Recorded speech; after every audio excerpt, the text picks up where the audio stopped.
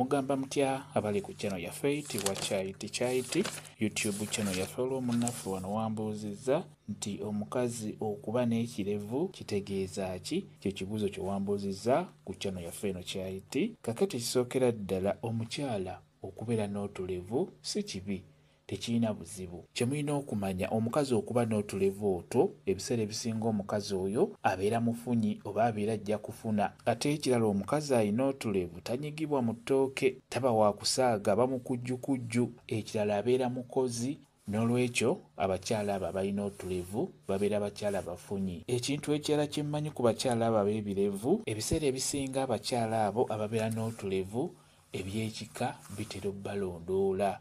Kye njagadde okubeera nga mbabuulira, naye ng'ekirungi kye baba nakyo eky'amazima babeera bafunyi.